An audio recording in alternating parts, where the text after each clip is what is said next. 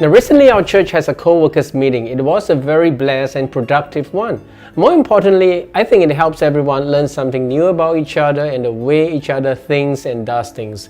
Through the meeting, many loose ends are tied and responsibilities delegated. Of course, whether it materializes into action remains to be seen.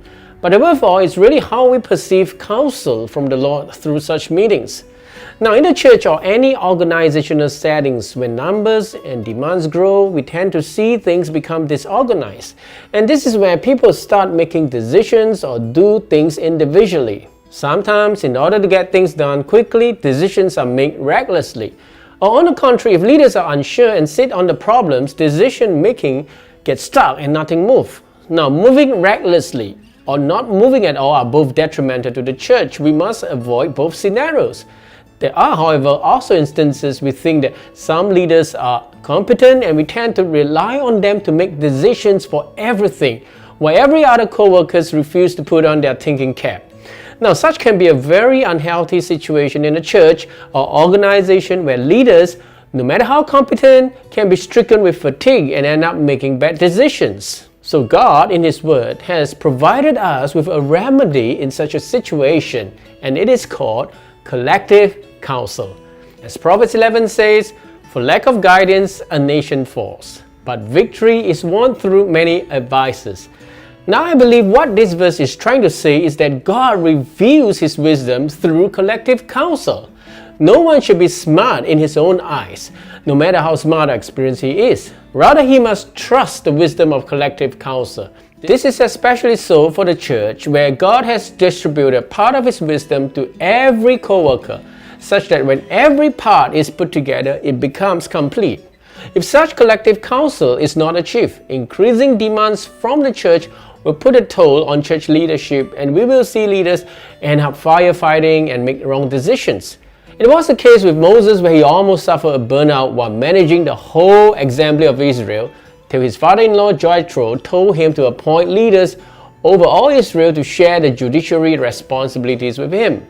Now, sometimes there are believers who believe that spiritual leaders should just pray and hear from God in every decision making, and they happily demand that of their leaders. But God did not approve of such a belief, because men, no matter how smart, are mere men. They are full of limitations, and there are countless problems that cannot be resolved by one man alone. And men, being biased, tend to make mistakes by assuming the wrong things, leading to wrong decisions. As Proverbs 16 says, there is a way that appears to be right, but in the end it leads to death. Sometimes we can be so sure of ourselves without realizing that we are living with wrong assumptions. As a matter of fact, everyone has his blind spot. So with more advisors, it is a great opportunity for us to seek understanding instead of holding fast to our own view of things. As Proverbs 18 teaches us, fools find no pleasure in understanding, but delight in airing their own opinions.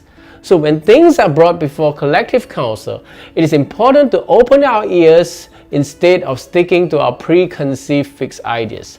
So my brethren, I've made the case for collective counsel here. But after receiving collective counsel, as leaders, we must be quick to grasp the wisdom brought forth by collective counsel. Sometimes there are leaders who stubbornly refuse to change, or some leaders could be too used to the way they perceive and do things, and thus did not get the broader perspective. Or there are those who fail to perceive what is demanded of them. And one of the worst things that could happen is leaders continue to keep doing or manage things the same way, though it has been proved to be ineffective in the past. Of course, I think it takes time for us to turn from our old familiar ways, but I believe the new way of the Spirit does help us perceive things creatively and effectively. Especially if we have sought collective counsel, it is important to seek new understanding to the order and dynamics of things. We must discard the old familiar ways that doesn't work. If the way we deal with people hasn't been working, we need to re-examine the way we have been dealing with them.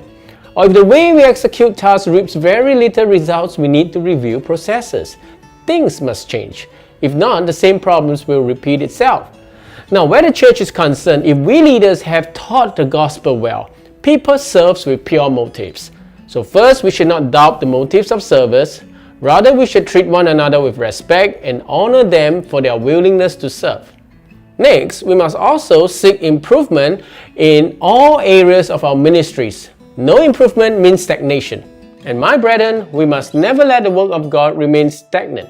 Yet we must also recognize people have different gifts and abilities. Therefore, we must learn to garner and appoint people to serve in their best capacity. There might also be those who need to be given a push to take up more challenges. So this is where we need wisdom and tact. But let us go to the Lord for help and not be afraid to deal with difficulties, whether it is with the task involved or the managing of relationships. The power of the gospel not only makes us effective witness for Christ, it also helps us to tackle difficult situations and people with wisdom. If we obey the Lord in facing the required challenges, we will be deemed as faithful and trusted by the Lord with greater things.